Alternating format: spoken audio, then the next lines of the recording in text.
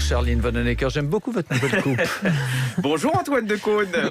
Bonjour. Comment allez-vous? On est méconnaissable avec ces masques, hein, c'est dingue. C'est fou qu'on s'appelle pareil toujours. Surtout. Bon bah oui, c'est Alex Vizorek. Petite contrariété pour Charline. Donc c'est moi qui m'en occupe et nous recevons Kimber Rose pour son album Out. Je vais essayer de faire de mon mieux. Ben, ça sera parfait, j'en suis sûr. Vous écoutez France Inter, il est 17h.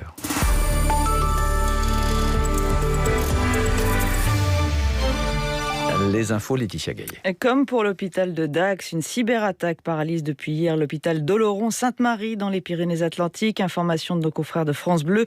Aucune application ne fonctionne. Tous les appareils ont été débranchés. Une rançon de 50 000 $ est réclamée par le ou les pirates informatiques. Rendez-vous le 28 mars pour la fin du confinement le week-end dans le Dunkerquois. La préfecture du Nord annonce cet après-midi donc le prolongement de 3 week-ends pour le confinement. C'est une réponse à une situation sanitaire qui demeure particulièrement tendue, dit la préfecture, même si les premiers effets du confinement entamé le 13 février dernier commencent à se faire sentir. On y revient tout à l'heure dans le journal de 18h. Alors même si ces mesures laissent au fil du temps, d'ailleurs au fil du temps, ce confinement le week-end n'a rien à voir avec celui du printemps dernier. Les écoles par exemple sont restées ouvertes et ça n'est pas rien parce qu'il aura fallu du temps pour rattraper ce qui avait été perdu. Si l'on en croit les résultats des dernières évaluations nationales pour les CP, les retards constatés en septembre ont été résorbés en janvier. Les explications de Fabienne Rosenwald, elle travaille à la direction de l'évaluation de la prospective et de la performance au ministère de l'Éducation nationale. Elle était l'invitée du journal de 13h tout à l'heure. En septembre 2020, on avait des compétences en baisse et une augmentation des écarts entre les élèves scolarisés en éducation prioritaire et les autres. En janvier 2021, la bonne nouvelle, c'est que le retard a été résorbé, puisque par rapport à janvier 2020, on constate une hausse des résultats en mathématiques, et cela quel que soit le secteur. Et en français, on a une hausse des résultats dans le public hors éducation prioritaire, le privé, l'éducation prioritaire EP, et une stabilité en REP+. Qu'est-ce qu'on a mesuré exactement ? Alors, comme chaque année, ce qu'on mesure, c'est certaines compétences en français et en mathématiques. Par exemple, en français, on mesure des compétences en termes de lecture de texte, de mots, de reconnaissance des lettres et des sons. En mathématiques, la résolution de problèmes, les additions, les soustractions. Il y a les petits dont on parle à l'instant et puis ce soir dans le téléphone sonne, on parlera des plus anciens, des personnes âgées en ces temps de Covid, maisons de retraite, visites, sorties, vaccinations, protocoles sanitaires. Pour en parler, la ministre déléguée chargée de l'autonomie Brigitte Bourguignon, rendez-vous à 19h20 et au standard actuellement au 01 45 24 7000. Au Japon, on voit loin pour le coronavirus jusqu'aux Jeux Olympiques et on prévient, ce sera sans doute sans spectateurs étrangers. C'est fait selon une agence de presse nippone. Le gouvernement japonais aurait bien tranché sur le sujet et ce sera tant pis pour ceux qui avaient commandé leur billet. À Tokyo, les précisions de Karine Nishimura. Quelques 900 000 tickets ont été vendus à des fans de sport étrangers qui se faisaient une joie de venir au Japon pour les Jeux d'été. Cela apparaît donc compromis. Pour des raisons sanitaires mais aussi politiques, le gouvernement japonais n'a peut-être pas le choix. Les frontières du Japon sont pour ainsi dire infranchissables pour les étrangers depuis 1 an. À cause de la Covid. Des exceptions vont être faites pour accueillir les athlètes et médias étrangers pendant les JO, mais cela effraie déjà la population qui a peur des nouveaux variants. Si des mesures sanitaires particulières peuvent être prises pour encadrer les athlètes, c'est bien plus compliqué avec des centaines de milliers de spectateurs. La population japonaise, en majorité opposée à ces JO, ne l'accepterait pas. D'autant que l'archipel est très en retard sur la vaccination. Seulement quelques millions de soignants et personnes âgées devraient être vaccinés d'ici à juillet. Tokyo, Karine Nishimura pour France Inter. Avec un jour de retard, le procès du policier accusé d'avoir tué George Floyd a commencé cet après-midi à Minneapolis aux États-Unis. Le tribunal a entamé la phase délicate du choix des jurés. En France, la cour d'assises de la Somme a condamné aujourd'hui Willy Bardon à verser 326 000 € de dommages et intérêts au père et aux frères d'Élodie Kulik. Cette jeune femme enlevée, violée et tuée en 2002 à Saint-Quentin dans l'Aisne. Avant de mourir, elle avait réussi à appeler les secours. Un enregistrement de 26 secondes considéré comme la pièce maîtresse du dossier. Le procès lui en appel de Willy Bardon pour le meurtre d'Élodie Kulik aura lieu mi-juin. Il a été condamné l'an dernier à 30 ans de prison. Le geste de la réconciliation avec l'Algérie, Emmanuel Macron a décidé aujourd'hui de faciliter l'accès aux archives classifiées de plus de 50 ans et donc dedans figure celle sur la guerre d'Algérie, Boris Allier. C'était l'une des préconisations de l'historien Benjamin Stora dans son rapport remis en janvier. Il appelait à accélérer le processus de déclassification des documents secrets pour faciliter l'accès aux chercheurs français et algériens. L'Élysée indique donc que les délais d'attente pour obtenir ces documents vont être écourtés dès demain. C'est pour Benjamin Stora l'une des conditions pour réconcilier les mémoires et regarder l'histoire en face. Cette décision démontre que nous allons très vite, assurent les services d'Emmanuel Macron. Il s'agit en tout cas d'un nouveau signe d'apaisement, une semaine après la reconnaissance officielle que l'avocat et dirigeant nationaliste Ali Boumendjel avait été torturé et assassiné par l'armée française en 1957. Boris Allier. Le déficit de la Sécu en 2020, il a été moins élevé qu'annoncé selon le ministre des Comptes publics, Olivier Dussopt, aujourd'hui. Il s'établit finalement à 38,9 milliards d'euros contre 49 milliards votés en fin d'année. 48 heures après l'interview de Meghan et Harry, pas un mot toujours de Buckingham Palace. La famille royale britannique garde le silence sur les accusations de racisme et d'insensibilité portées par le prince Harry et son épouse. Selon le Times, aujourd'hui, la reine Elisabeth II a même refusé d'approuver un communiqué visant à apaiser la situation. Enfin, un dernier mot pour vous dire que ce sont les dernières heures pour postuler au jury du livre Inter, présidé cette année par Dany Laferrière. franceinter.fr. Vous avez jusqu'à ce soir, minuit. Foncez, c'est vachement bien. 17h06 sur Inter. Ce soir sur France Inter, Gérard Garouste est dans l'heure bleue. 20h, Laura Adler. Il est peintre, graveur et sculpteur. Il a une exposition qui commence à Paris à la Galerie Templon et il publie un livre intitulé « Vraiment peindre ». L'heure bleue, l'espace des possibles. Du lundi au jeudi à partir de 20h. Bon, papa compte les équipements de L'iGo et toi tu vas te cacher, ok? D'accord. Connectivité smartphone, caméra de recul, climatisation, écran tactile, feu de jour à LED, Bluetooth... On n'a pas fini de compter tous ces équipements. La Toyota Aygo est à 69 € par mois, entretien inclus, sous condition de reprise et prime à la conversion déduite. Portes ouvertes ce week-end. Toyota. Offre aux particuliers non cumulable jusqu'au 30 avril 2021 dans le réseau participant pour une Toyota Aygo X-Play 5 portes blanc pur neuve en LLD 37 mois 30 000 km. Remise de 3 000 € incluse sous réserve d'acceptation par Toyota France Financement. Voir toyota.fr. Moi, je vous trouve énorme, Alex Vizorek. Vous êtes très sympathique, Laetitia Gaillet. Vous savez quoi? Vous Dites-moi. profitez de la journée de la femme hier et hop, Charline est là. Et là, dès le lendemain, vlouch, on lui fout un coup de pied dans l'escalier et hop, elle tombe. C'est comme ça que vous remerciez le pompier de service. Je ne sais pas, je ne sais pas. Je vous félicite pas. Je vous laisse avec ces soupçons sur mon cas. Et je vous dis à demain. Et j'espère en compagnie de ma collègue. Mais ouais. d'ici là, on a fait ce qu'on a pu.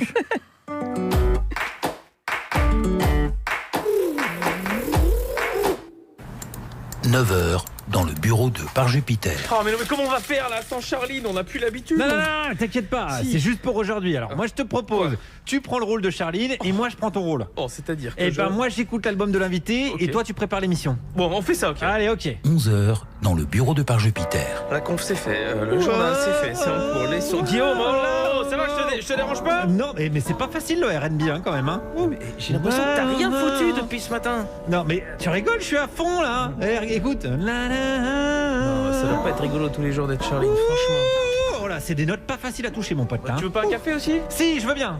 Il est top cet album, hein, c'est super. Hein. Non mais c'est pas un chanteur vegan de gauche de la fête de l'humain, tu sais. Hein. Oui, mais tu vois, Alex, l'avenir pour notre métier. De comique? Non, de Zikos, c'est de faire un peu comme notre invité. C'est-à-dire? Du R&B. Mais non, mais oui, alors, ok, boomer. Oui, Quoi? Kimber Rose, c'est pas que du R&B, hein. Oui, mais- c'est plein d'influences, pop, jazz, soul. Ouais, bah c'est ce que je voulais dire. C'est de la musique avec plein d'influences, pop, machin, soul.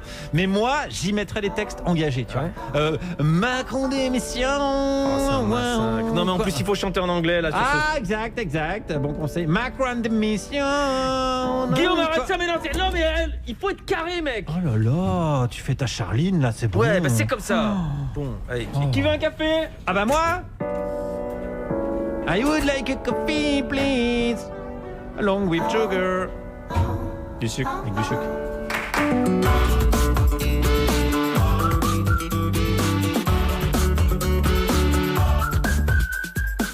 Bonjour la France Inter et comme vient de le dire mon camarade, pardon, déjà, Désolé. bienvenue dans l'équipe réserve du rire. Voici le menu de notre émission, exceptionnellement dirigé par un remplaçant pas vraiment prêt, mais qui sait qu'il a une belle carte à jouer. Je suis un peu le Vicage Dorasso de l'animation. Et voici la devise du jour. 1. Tiens, est-ce que je prends ce chouchi ? Vaut-il mieux que 2. Tu l'auras, cette gastro. Phrase de certaine Charline V. Voici le sommaire de cette émission radiophonique. Depuis une petite semaine, le théâtre de l'Odéon est la scène de la contestation des artistes. À défaut de pouvoir travailler, ils occupent le lieu et entrent en résistance pour défendre leurs droits. Et ça y parle de tout, de création, de théâtre, de cinéma. Je te dis que le cinéma, c'est un métier de pute. Depuis l'interview d'Harry et Meghan chez Oprah Winfrey, il y a un gros suspense. Quel membre de la famille royale s'était inquiété de la couleur de peau du petit Archie ? Et si c'était Camellia Parker Bowles ? Il est noir, un peu blanc. Les Belges ont voté et leur sentence est irrévocable. Le plus grand tunnel de Bruxelles ne s'appellera ni Rosa Parks, ni Marie Curie, ni même Simone Veil, mais bien Annie Cordy. Et c'est là qu'on reconnaît la Belgian Touch, comme j'avais envie de l'appeler. Et aussi, c'est pas évident d'intégrer des noms de femmes à la circulation. L'impasse Simone de Beauvoir, une femme qui a trimé toute sa vie pour l'émancipation des femmes et qui se retrouve dans une impasse. Ça sort de Sciences Po, c'est la seule idée que vous ayez eue. Et à mes côtés, il sort pas de Sciences Po, mais je suis quand même content de l'avoir. À côté de moi aujourd'hui, monsieur Guillaume Meurice. Oui, tout à fait. Bonjour à tous. Et aujourd'hui, je vous ai concocté une toute belle équipe. Bien joué. On commence par celle qui aime la musique, mais c'est pas forcément réciproque. Mélanie Bauer, bonjour. De quoi vous allez nous parler ? C'est vrai, c'est un rapport amour-haine avec la musique. Oui, c'est vrai. Ben, je vais vous parler de l'invité. Voilà. C'est fort malin de faire ça. Qui est tombé le bonjour. Ça, Oui. elle s'en est rendue compte. Elle s'est dit, c'est pour moi. C'est le coup de bol. C'est le karma. On continuera avec celui qui aime les gens, mais c'est pas forcément réciproque. C'est moi, Oui, c'est bah moi, oui, c'est moi. je sais. Je vais vous parler football aujourd'hui de la prochaine Coupe du Monde qui aura lieu l'année prochaine au Qatar. Je suis allé voir les Français. Allez les Bleus. Voilà, n'écoutez pas ça, Alex. Ça me fait mal. Ça va vous rappeler des mauvais souvenirs. Oui. Et puis on retrouvera celle qui aime la vie, mais c'est pas forcément réciproque.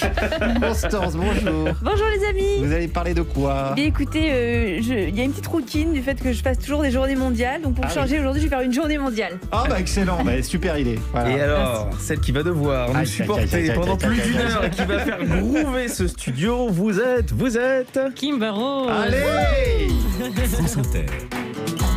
Alex Vizorek, Guillaume Meurice. J'avoue, moi-même je suis surpris.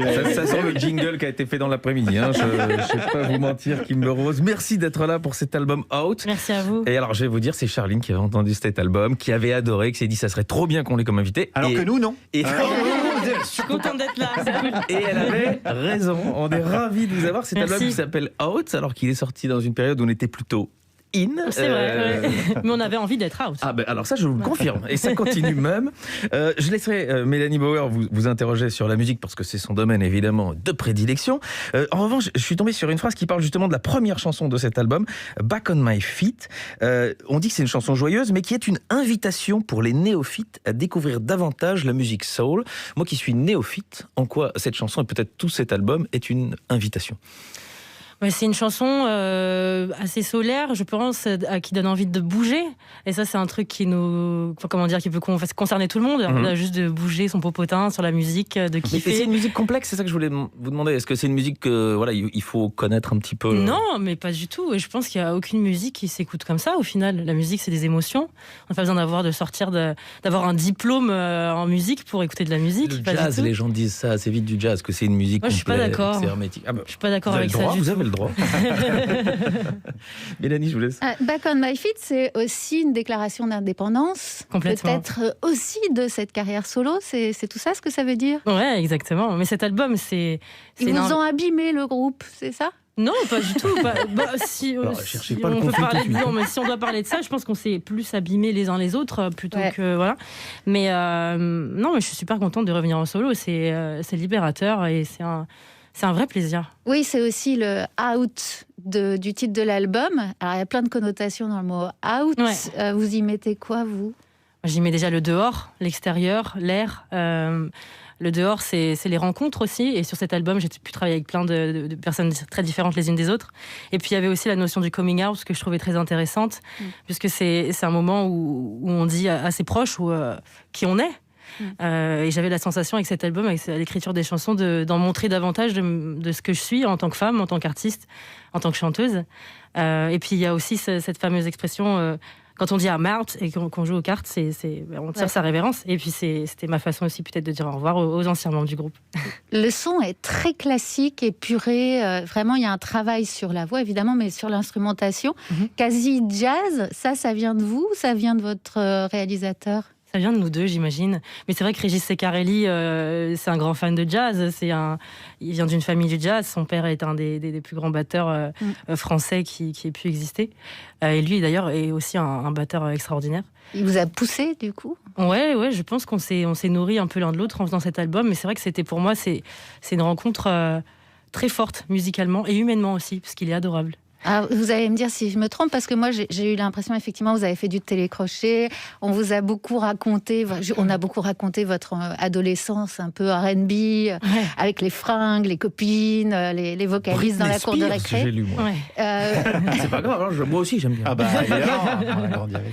Qu'est-ce qui s'est passé pour qu'à un moment donné, vous lâchiez tout ça pour aller sur quelque chose qui est quand même très très puissant comme son, qui est la soul, qui vient du très fond de son âme? C'est difficile à expliquer. En tout cas, la soul, c'est une musique que j'ai vraiment plutôt découvert assez tard, vers 18-20 ans, que je n'écoutais pas tant que ça en grandissant. Et je me suis pris une vraie claque. Et pareil avec le jazz, c'est des musiques que j'ai découvert un peu tardivement au final. Et où j'ai ressenti, je sais pas, quelque chose de très, très puissant. C'est très difficile à expliquer, mais non, c'est comme un coup de foudre, quoi, avec cette musique. Et ce que j'aime maintenant, c'est de la mélanger à d'autres styles aussi qui me parlent beaucoup. La pop, le reggae, le gospel, enfin voilà, plein d'influences comme ça que je peux avoir. Et puis faire un espèce de métissage de tout ça. C'est ça qui m'excite le plus dans la musique. Et peut-être même d'aller jusqu'à la chanson française, parce qu'il y a une chanson en français. Et ça, c'est aussi une question que je me suis posée en écoutant cette chanson. C'est est-ce que finalement, la soul music, c'est pas cousin de la chanson française, la vraie, la grande, la sacro-sainte? Si, c'est vrai. Je suis vraiment d'accord avec ça. Je pense que ce sont des musiques qui sortent des tripes. Qui sortent des tripes et qui sont interprétées avec puissance, force. Donc on peut les rendre cousines très facilement. Et puis écrire le français, c'est une nouveauté pour moi. Et ça a ouvert une porte vers quelque chose qui me donne très envie. J'ai envie d'écrire le français davantage. Est-ce que c'est pour ça que vous l'avez mis en dernier? Est-ce que c'est un pont vers la suite? On me la fait pas, hein, je suis un grand professionnel. Oui, mais j'aime beaucoup les signes, j'aime beaucoup laisser comme ça des indices plus ou moins évidents. et oui, bien sûr, c'est pas anodin de finir l'album avec ça, complètement. Eh bien, c'est celle-là qu'on écoutera, je crois, Mélanie Bauer, tout à l'heure, mais avant cela... Entre autres. Oui, entre autres. Attention, parce que là, elle était sympa, mais après, elle va critiquer l'album. J'ai pas lu, je sais pas. Avant ça, on va écouter les Négresses Vertes, Zobi la mouche.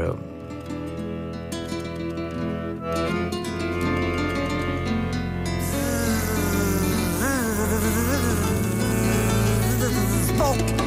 Hey, vous me reconnaissez?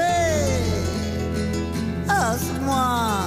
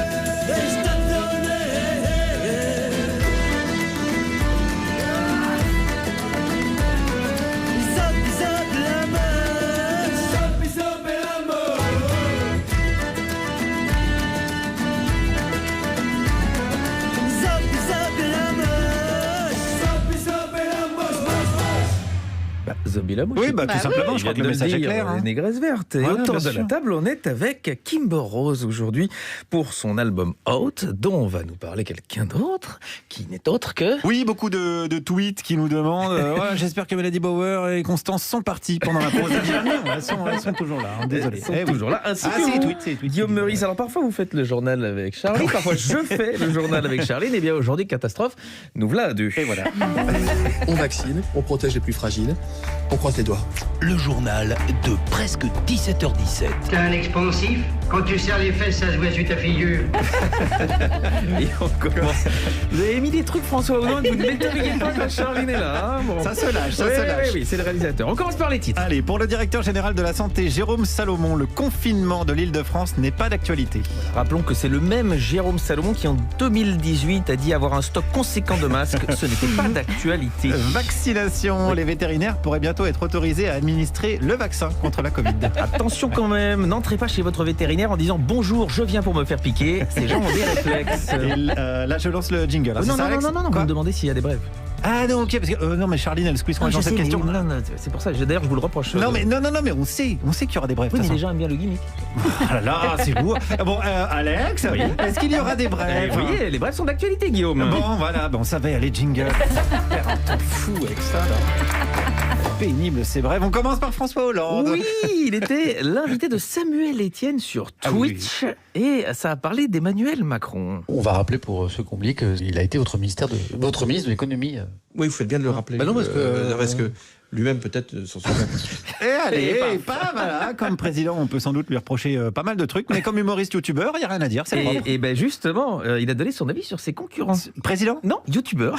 Ah, d'accord. Voilà, vous pourrez nous dire après Kimber Rose ce que vous avez pensé de la chanson de McFly et Carlito, et voici ce qu'en pense François Hollande. Je trouve que c'est plutôt pas mal de demander à ces deux créateurs de faire une chanson et de faire une animation pour qu'on respecte les gestes barrières. Vous l'avez regardé la chanson ou pas? J'ai écouté la chanson. Vous avez pensé quoi? Qu'il vaut mieux faire un geste barrière. Donc, y compris par rapport à la chanson. Allez, sur Punchline. Allez, selon une étude, les Français passent en moyenne 3% de leur temps sur Internet sur des sources d'informations en ligne. Ça fait 4,9 minutes par jour de connexion. Autant dire que les auditeurs qui écoutent ce journal sont quasiment aussi bien informés que la moyenne des Français. Et c'est tout le problème. France encore, une élue écologiste lyonnaise a tweeté « La culture du viol est présente chez les forces de police », ce qui a provoqué un tollé. À mon avis, Gérald Darmanin va pas lui apporter tout son soutien amical. C'est probable, sans transition. Sans transition, un chat attaque le pilote dans le cockpit. L'avion atterrit en urgence. Eh oui, mais le pilote a dû avoir peur parce que c'est peut-être un chalafiste. Oui, ça, Charline, elle n'aurait pas laissé passer, à mon avis. Tout n'est pas excellent, mais il y a des gens qui aiment les jeux de mots. Voilà. Culture, la succession du scénariste Jean-Loup Dabadi prend une tournure judiciaire. Eh oui, j'imagine qu'ils ont du mal à répartir l'héritage entre Vincent, François, Paul et les autres. Pardon? Ah oui, mais après, j'ai fait une vanne cinéphile après un jeu de mots de merde, mais c'est pour récupérer les gens de France Culture avant la blague de cul. Je l'avais pas. Alors, est-ce qu'il y aura des brèves? Oui. Oh, chouette. À Bruxelles, dans le cadre de la journée pour le droit des femmes d'hier, la commune de Saint-Gilles a déployé sur la façade de son hôtel de ville une banderole d'un clitoris géant. Ah, alors ça c'est vachement bien pour nous, les hommes. Oui, c'est vachement bien parce que souvent on dit qu'on ne sait pas où est le clitoris. Eh bien, il est dans la commune de Saint-Gilles. C'est pratique, c'est pratique. Une dernière brève. Ah je vous fais cadeau, c'est vous. Allez, je fais la brève. Je ne suis pas spécialiste, attention. Vous me dites si je fais. Allez, je vous écoute. Nantes. Elle réalise une robe avec des masques ramassés dans la rue. C'est une robe de bal masquée. C'est très bien. Peut-être plus de rythme sur la punchline. Oui, je l'ai senti. Après, c'est le groove. On l'a ou on l'a pas. Mais qui m'a adoré. Elle regrette pas d'être venue. Je pense que son attaché de presse va être viré. Voilà. Passons donc à un sujet effectivement qui nous intéresse tous autour de la table, puisqu'on va parler culture et c'est vous qui avez demandé à parler de ça. Le théâtre de l'Odéon accueille depuis un peu moins d'une semaine une nouvelle pièce de boulevard. Le gréviste était cocu, avec un syndicat qui squatte la scène, une ministre de la Culture cachée dans le placard qui en sort par surprise samedi soir et des portes qui claquent dans tous les sens. Le monde de la culture se rebiffe pour réclamer des mesures d'accompagnement et rappeler l'importance et la diversité de ses composantes. Je voudrais remercier les gens de l'image, et puis les gens de l'éclairage, et les gens du micro. Et je voudrais dire que sans les intermittents du spectacle, les films seraient moins chers, mais sans doute moins bien. Car, comme le dit si bien Jean-Luc Godard, le cinéma, c'est le seul endroit en ville où on peut dormir au chaud. C'était I Feel Good de Gustave Kervern et Benoît Delépine. Est-ce que vous suivez de près ce qui se passe à l'Odéon et... Non, je n'ai pas suivi de près, pour être tout à fait honnête. J'ai appris ça aujourd'hui, un peu en retard.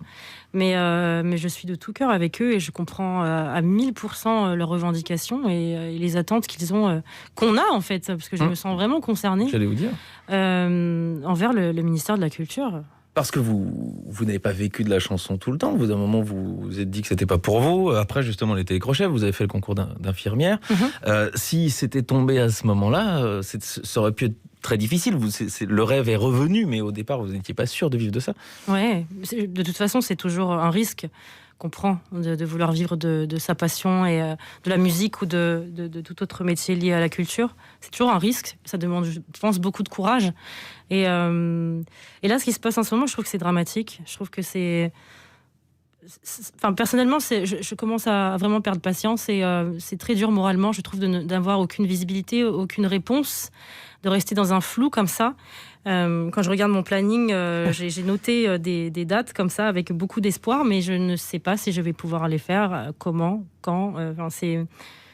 C'est difficile moralement, je trouve. Et le temps se fait très long. S'entend parler d'elle personnellement, mais quand Roselyne Bachelot a dit il y aura des festivals cet été, ce sera 5000 avec un peu d'espace. Est-ce que ça vous a fait plaisir de savoir ça ou vous vous êtes dit, en fait, elle nous balance une date et un nombre de chaises? Je fais un peu comme Charline, je donnais la réponse dans la question.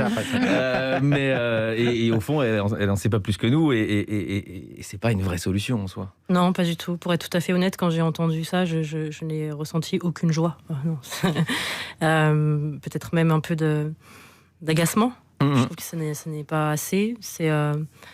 On attend beaucoup plus. On attend tout simplement de retrouver nos métiers, en fait, de retrouver une vie normale. Alors bien sûr qu'on ne pourra pas retrouver une vie normale tout de suite comme ça en un claquement de doigts, puisque on peut vous avez justement été infirmière, vous avez quelque part un œil sur les deux. Oui, mais je pense moi sincèrement qu'on peut vivre avec ce virus en faisant très attention. Mais je pense que les personnes qui organisent des concerts sont des professionnels qui sont tout à fait capables de les organiser en respectant des directives qui nous seraient données par l'État et de faire tout ça pour que tout ça se passe au mieux pour tout le monde, pour le public, pour les artistes, pour toutes les personnes qui travaillent avec nous. Je pense, moi, que c'est faisable et possible, mais il faut juste qu'on nous donne le feu vert à un moment, parce que là, c'est... Un calendrier, quoi. Complètement. Ça nous ferait beaucoup de bien. Ouais. Votre album est sorti le 29 janvier, donc vous saviez un petit peu le marasme dans lequel on était. Est-ce que vous avez hésité à déplacer sa sortie? Moi, j'ai hésité assez longtemps. La date avait déjà été repoussée 1 ou 2 fois. Mais il y a un moment, je me suis dit, il faut continuer. Il faut continuer à vivre. On peut pas tout mettre... Je veux dire, tellement de choses sont déjà en pause, tellement de choses sont déjà complètement figées. Sortir de la musique, je trouve que c'est important, peut-être encore plus en ce moment où on a aussi besoin, on est privé de beaucoup de nos loisirs, et écouter de la musique, ça fait du bien aussi au moral. Et l'album qui prendra une autre dimension sur scène, j'imagine, vous êtes... Mais j'attends que ça. Prête, vous répétez? Parce que ça, on a le droit. Ouais. Répéter un maximum. Oui, mais non, les répétitions, bien sûr qu'on y pense et qu'on va se préparer pour tout ça, mais encore une fois, répéter pour faire un concert dans combien de temps?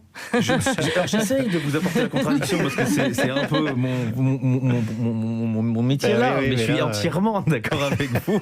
Et effectivement, je trouve que les choix, parfois, l'arbitrage est assez pénible. Constance, elle aime bien les décisions du ministère de la Culture.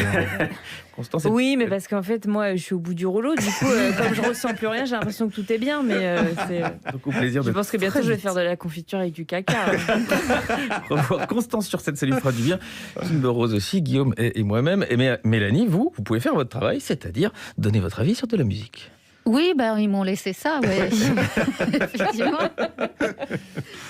La différence entre une chanteuse R&B et une chanteuse soul ne se situe pas au niveau de la voix, mais plutôt au niveau des fesses. Oh la vache, je fais du André Manoukian. Oui, car si l'ado Kim aimait bien se déguiser en Lolita pour séduire de ses octaves langoureux, Kim, la femme, la mère, s'engouffre plutôt dans la voix courageuse des femmes sensibles et résilientes de la soul. Les stars auxquelles on la compare, d'Amy Winehouse à Billie Holiday, n'ont pas eu des vies faciles, elles sont des martyrs de la musique. Les grandes dames de la soul et du jazz sont des divas, certes, mais surtout des femmes écorchées, seules, aux prises avec de terrifiants démons. Heureusement, vous n'en êtes pas là, hein. On ne vous le souhaite pas, Kim. Mais il y a tout de même quelques cicatrices dans ce disque tout rose. Vous le dites d'ailleurs vous-même, je suis faible et ça va. I'm weak and I'm okay. I lost my soul tonight, but how again we're more than that. Feels like wrong is the new right, and I'm way too weak to combat dark temptations on my side. And love, you're not here to be mine. As my brain gets paralyzed, yeah, I'm way too weak to combat. I'm weak, and I'm okay with it.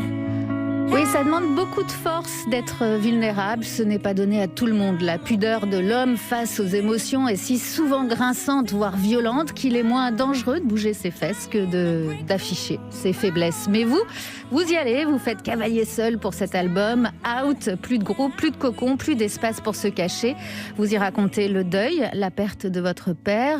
Et quand vous reprenez la chanson de Joy Olakodun, une jeune artiste afro-américaine puissante qui raconte comment elle noie ses chagrins d'amour dans l'alcool, vous gommez de ces arrangements la pop pour aller droit à la soul. I've been drunk for 3 and 15 days. Of that perfume that you wear, and I got a look on your face. I cannot now my wish to feast, and now the silly I won't chase. The thought of you from my head, my mouth still stinks from the taste of it. And now that I'm sober, my temperature's a little. Il ne s'agit plus d'oser maintenant sur ce disque, il s'agit d'assumer, de soigner, car le métier dangereux de diva est aussi une sinécure de bienveillance. C'est une main tendue vers la solitude des autres. La soul, c'est l'équilibre parfait entre la joie et la tristesse, la cousine du jazz. Un chemin subtil que vous empruntez par 2 fois sur le disque avec le pianiste Sofiane Pamar, un pas de 2 qui se termine finalement en valse.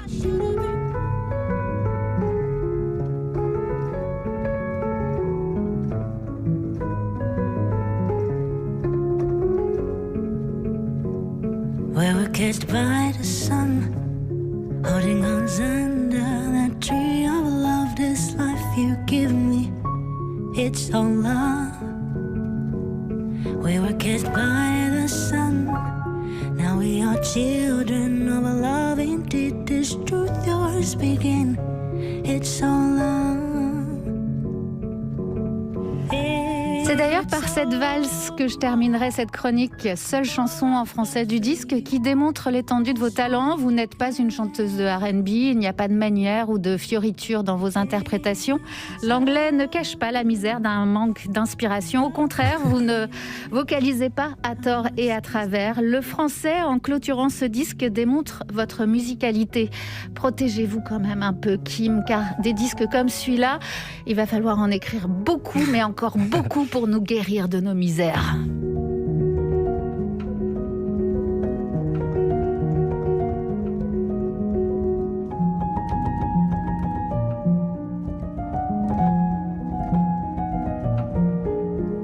Ce n'est pas ton passé qui me donnera cet effet. Ce je ne sais quoi, tu ne l'as pas. Et je ne suis pas cette fille-là qui voudra bien t'embrasser, qui voudra bien te serrer fort dans ses bras. Non, je ne crois pas. Ce je ne sais quoi, non, tu ne l'as pas. Non, je ne veux pas t'embrasser. Ce n'est sûrement pas un seul baiser qui me donnera l'envie d'aimer. je ne veux pas t'enlacer. J'ai l'envie de valser. Sans toi, c'est sûr, bébé. J'ai l'envie de valser. Avec un autre, c'est vrai.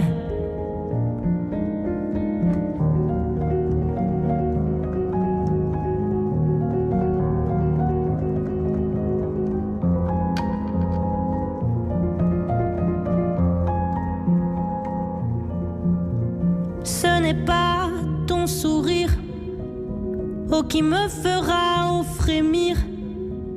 Non, je ne suis pas sous le charme. Devant toi, je garde mon arme. Et je ne suis pas si facile. Et même quand tu bats si fort des cils, je n'ai pas non plus l'envie de te dire ces mots doux que toi tu désires. Ne te débats pas si fort, cela déforme le corps. Je n'aime pas voir ces ombres autour. Quand une seule chose me touche d'amour, j'ai l'envie de valser. Sans toi, c'est sûr, bébé. J'ai l'envie de valser. Avec un autre, c'est vrai. J'ai l'envie de valser.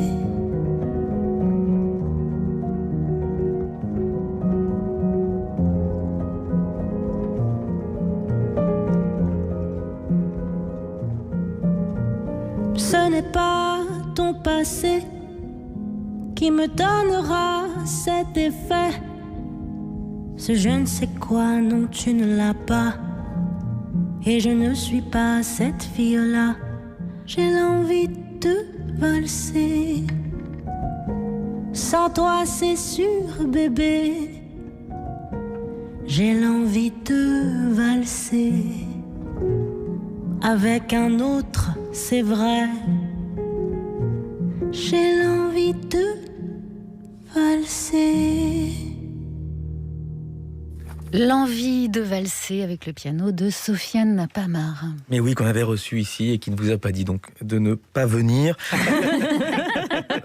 pour présenter cet album Out. Alors ça me donne envie, parce que c'était magnifique de vous faire réécouter ce qu'André Manoukian avait dit de vous en 2013. Oh mon Dieu. Vous chantez pas assez avec votre anus. C'est une technique du chant, il faut avoir. Il faut pousser et ouvrir son anus. Ça suffit. Vous pouvez provoquer. Bon, non. Voilà, c'est peut-être Je m'en souviens très bien de ce moment. On va pas se mentir, on a un peu triché. Mais vous entendez très bien avec lui, m'a-t-on dit, parce que c'est vrai que c'est une expérience dont vous ne me poserons parler, mais la relation avec André a perduré. Vous. Oh bien sûr, J'ai eu la chance de jouer avec lui au Duc des Lombards il y a quelques semaines, c'était génial. Ouais. Mais qu'est-ce que vous faites, des concerts? Oh là là, sans nous le dire. Grillé. Pour la télé, ça on a le droit. Ça on peut. Merci Mélanie Bauer. Constance, ce sera tout à l'heure à vous, mais avant cela, il est un passage bien obligé dans cette émission. C'est Guillaume Meurice, c'est son reportage. Oui, je vais vous parler Coupe du Monde de football aujourd'hui, donc Alex, voilà, ça vous concerne pas, donc vous avez quartier libre pendant 5 minutes. Je suis belge, je vous fais la traduction parce que, au cas où. Je vais vous parler Coupe du Monde parce que la prochaine aura lieu au Qatar en 2022. On aura donc 2 événements majeurs, la victoire de Jean-Marie Bigard au second tour de l'élection présidentielle contre Kevin des Marseillais à Dubaï et la défaite de la Belgique. Alex, je vous avais dit de ne pas écouter. Alors, pourquoi je vous en parle si tôt? C'est qu'on a appris récemment que des milliers d'ouvriers avaient perdu la vie en construisant les stades sur place, vu que le droit du travail là-bas, ça ressemble un peu au fantasme du MEDEF chez nous, quoi. Je veux dire, voilà, Geoffroy Roux de Bézieux, il va pas sur YouPorn, il tape dans Google Code du travail Doha, et là, il est peinard. Alors, ces milliers de morts, est-ce que c'est pas une bonne raison pour boycotter? C'est ma question du jour. La Norvège l'a déjà fait, elle a dit qu'elle le ferait. Alors bon, c'est la Norvège. Voilà, c'est la Norvège. C'est vrai que ça me fait penser à moi quand j'ai boycotté le concours de body fitness de Damas. Pas eu un énorme retentissement. Mais bon, si les téléspectateurs le faisaient, si tout le monde boycottait, je suis allé demander aux gens dans la rue, est-ce que ce monsieur, par exemple, il va regarder? Bien sûr, je vais la regarder. Parce que ça sera une première dans un pays comme ça, quoi. Je pose la question parce qu'on a appris que sur les chantiers, il y avait au moins 6500 morts depuis le début des travaux de la construction des stades. Donc Ah oui, ça c'est parce que Ça a été mal organisé, hein, certainement. Oui, petit, voilà, il y a eu, en effet, un petit souci d'organisation. C'est comme le Titanic, un petit problème de flottaison. Voilà. Bon, là, c'est l'organisation. Alors, on ne sait pas ce qui s'est passé. Est-ce qu'une bousculade à la cantine pour avoir du râpe de frites, hein, peut-être, on ne sait pas. Est-ce que c'est le potage de tomates qui était périmé, le syndrome Charline Vanhoenacker, comme on l'appelle ici depuis ce matin? On ne sait pas. On ne sait pas. Ou alors, c'est les matériaux qui ne sont pas adéquates à des transformations comme ça. Est-ce que ça va pas vous dissuader de regarder, quoi? Ah non, ça me fait regarder parce que je suis assez fan de foot. Malheureusement, il y a toujours des accidents quand il y a des travaux pareils, hein. Je suppose qu'à l'époque, quand on élevait les pyramides, c'était pareil. Alors, c'est vrai.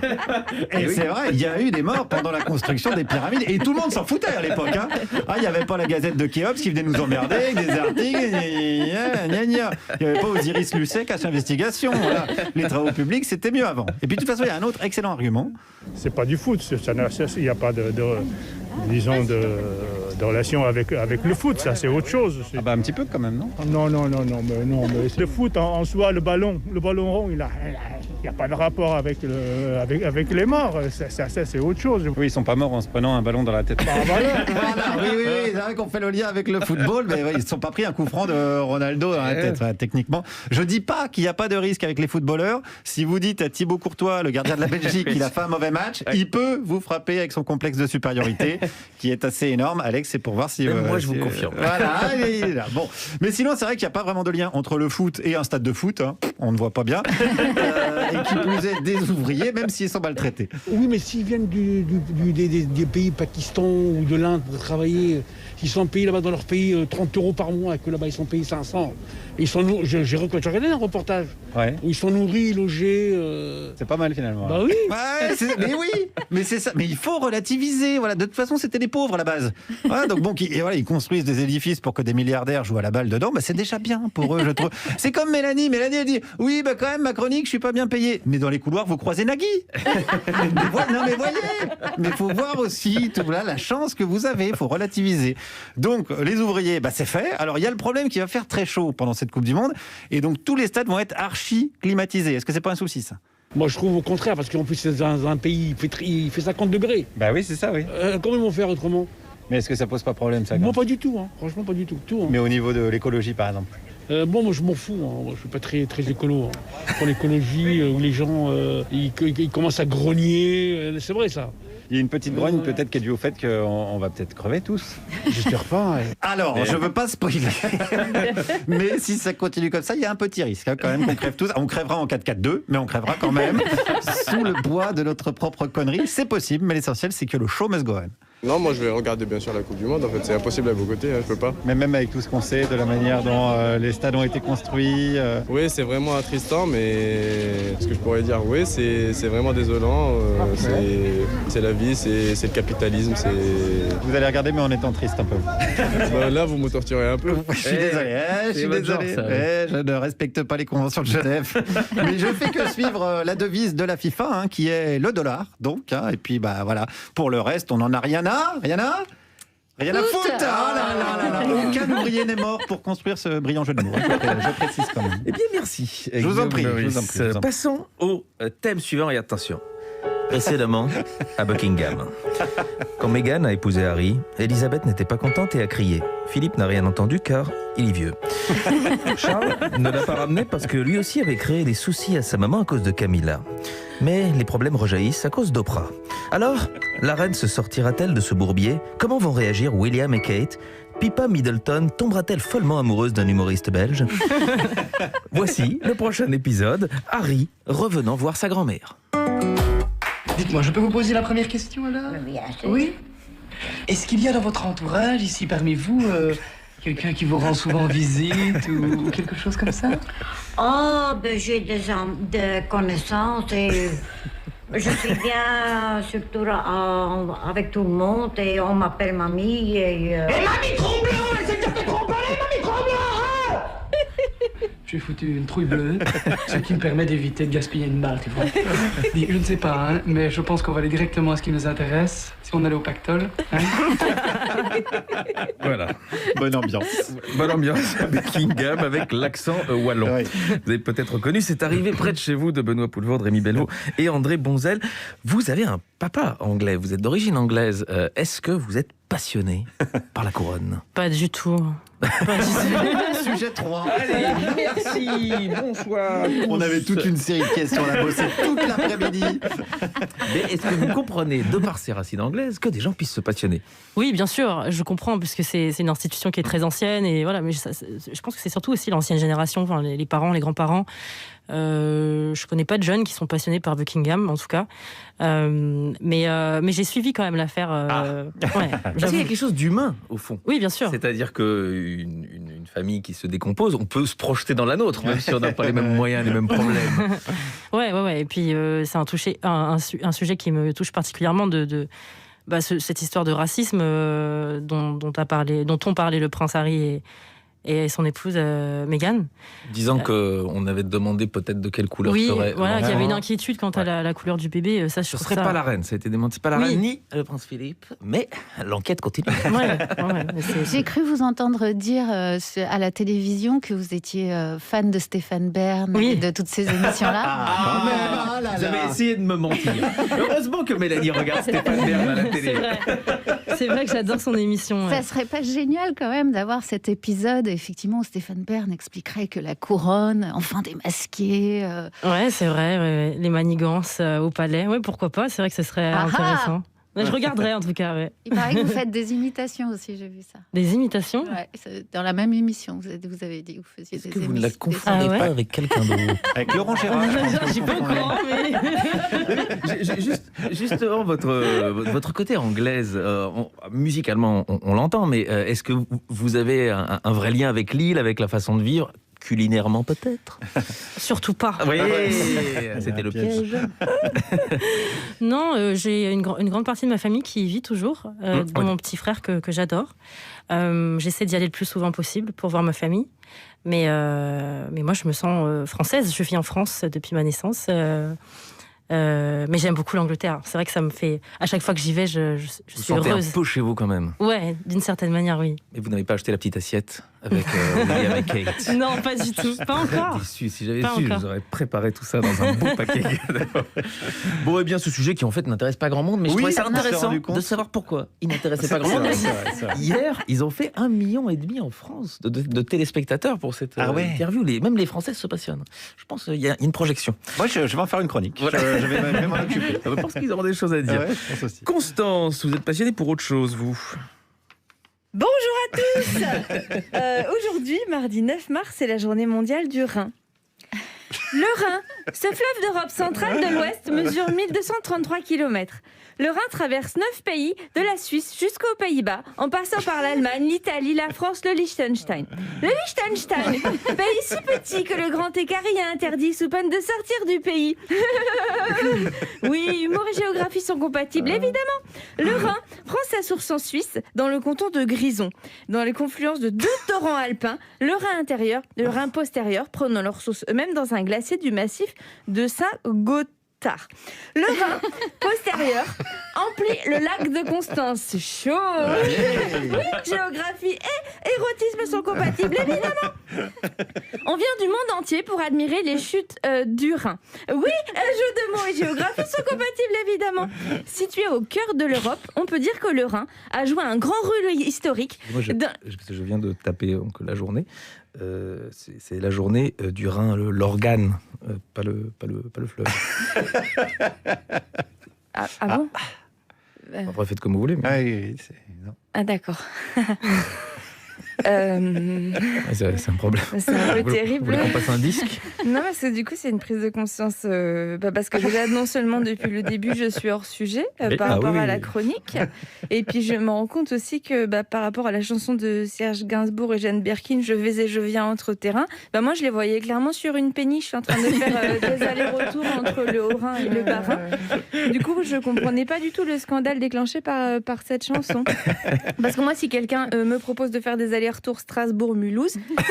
Ça m'excite pas trop. Sauf si c'est un langage codé et que derrière, la personne me promet de me dévorer la choucroute. Bon, les quiproquos suite à des mauvaises interprétations de texto, c'est pas non plus le sujet de la chronique.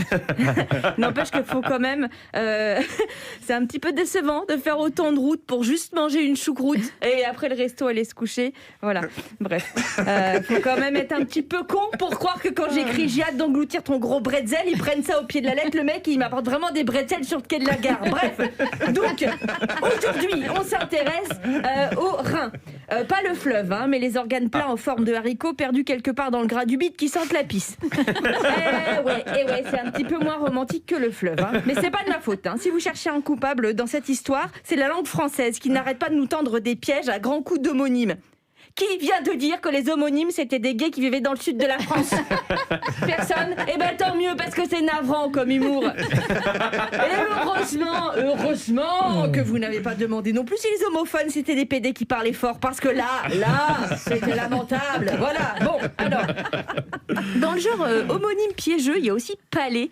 On te dit, viens voir mon magnifique palais. On s'imagine un château avec des dorures, des marbrures. Et si la personne te montre l'intérieur de sa bouche, c'est déceptif. Voilà.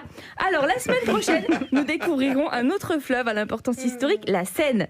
Nous remonterons son cours, ce qui, par homonymie, me fera remonter sur Seine, où jadis, je faisais parfois pisser les gens de rire, ce qui faisait de moi une sorte de rein de la société. Mais malheureusement, depuis 1 an, nous sommes tous sous dialyse. Voilà, je vous aime de tout mon urètre. Et inutile de m'envoyer des photos de bretzel suite à cette chronique. Bonsoir. Merci, Constante. Et à la rédaction de Tétu qui cherche à vous joindre pour les 2 jeux de mots. Très limite, d'après leur message. On ne peut plus rien dire. Dernier sujet, alors attention, j'aimerais que ça rigole plus parce que ça s'est passé chez moi. Oh là là. Voilà. La Belgique n'arrête pas de vous surprendre. Et là, même moi, j'étais pas prêt. Hier, on a appris que suite au vote par Internet, mes compatriotes avaient le choix entre 15 femmes d'exception, parmi lesquelles Marguerite Yourcenar ou Chantal Akerman.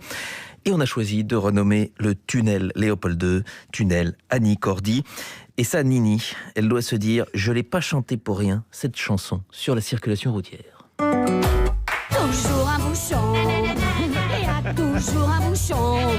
Il est plus ou moins long, on emplit ses poumons, des vapeurs que font les camions. Il y a toujours un bouchon, il y a toujours un bouchon. Kimber Rose, qu'est-ce que c'est une bonne chanson? Il y a un peu de la soul. Hein. Je sais pas. Alors vous étiez évidemment, je crois que c'est la première fois dans votre carrière qu'on vous interroge sur Annie Cordy. Oui. Et je suis ravi. C'est peut-être même la dernière, donc ne vous ratez pas. Non, mais d'abord parce que on dit qu'il y a 2 personnes qui savaient tout chanter, Johnny Hallyday et Annie Cordy. Si on leur donne le bottin, les gens regardent. Ah, alors je ne sais pas si c'est quelqu'un qui vous intéresse. Mais ils n'écoutent pas. Alors. Ça, même quand elle chante, il y a toujours un bouchon, parce que sinon, on n'aurait pas publié.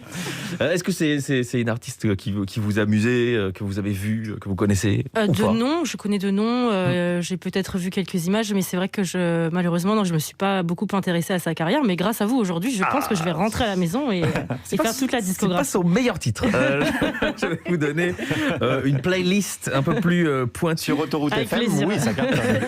Mais non, est-ce que l'idée de renommer... alors nous, on a choisi un tunnel, on n'est pas très fiers. Enfin, la plupart des Belges trouvent que c'est ridicule de leur donner son nom à un tunnel.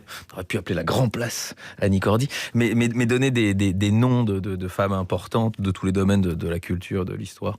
Est-ce que c'est quelque chose qui vous parle? C'est quelque chose qui vous intéresse? Quelque chose que vous observez, que vous encouragez? Complètement, je trouve ça symboliquement très joli. C'est joli de rendre hommage à des femmes qui ont marqué la société à travers différents prismes, parce que là c'est la musique, mais j'ai cru entendre qu'il y avait aussi des scientifiques. Marie Curie, qui a perdu, contre. Il paraît qu'elle le vit pas bien, cette défaite. Mais ce serait qui, vous, dans votre oh là là, panthéon? Il y en a plein. Billie Holiday, ça me vient comme ça tout de suite, parce qu'on en a parlé tout à l'heure. Je sais pas, il y en a plein.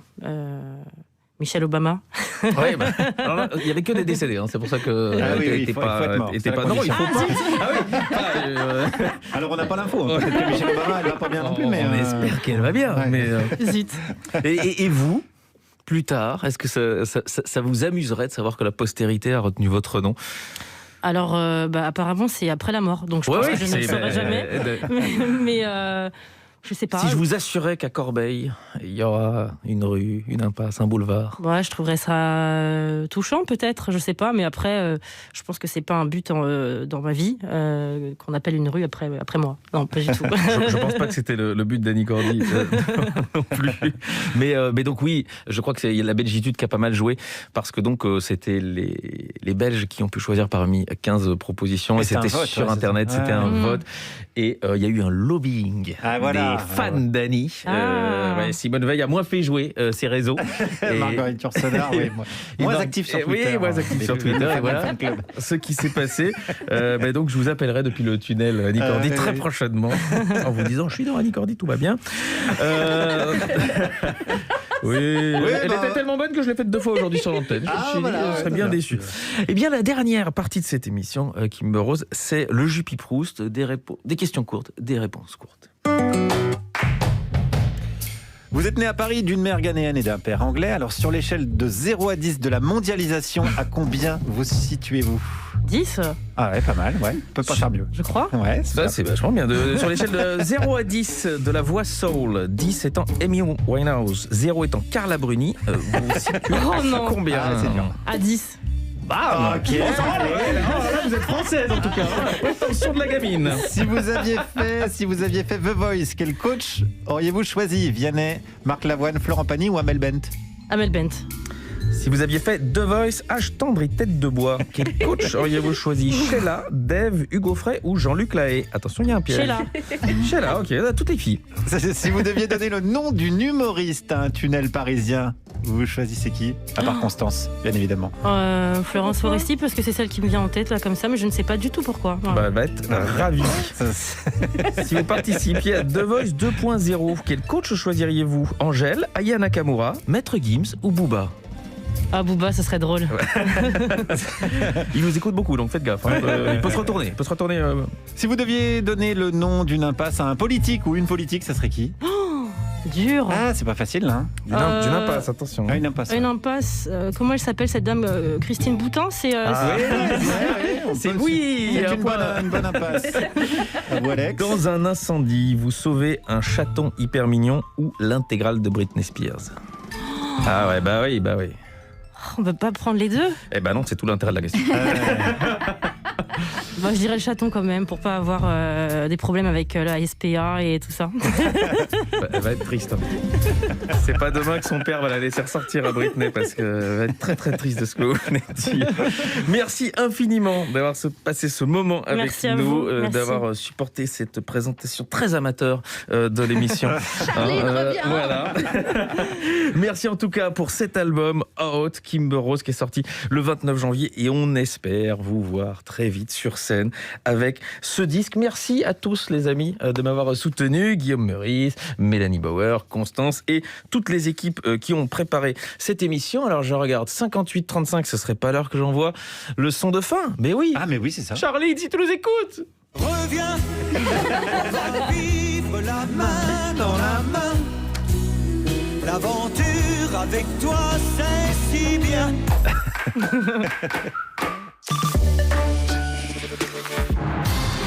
MMA, interruption spéciale.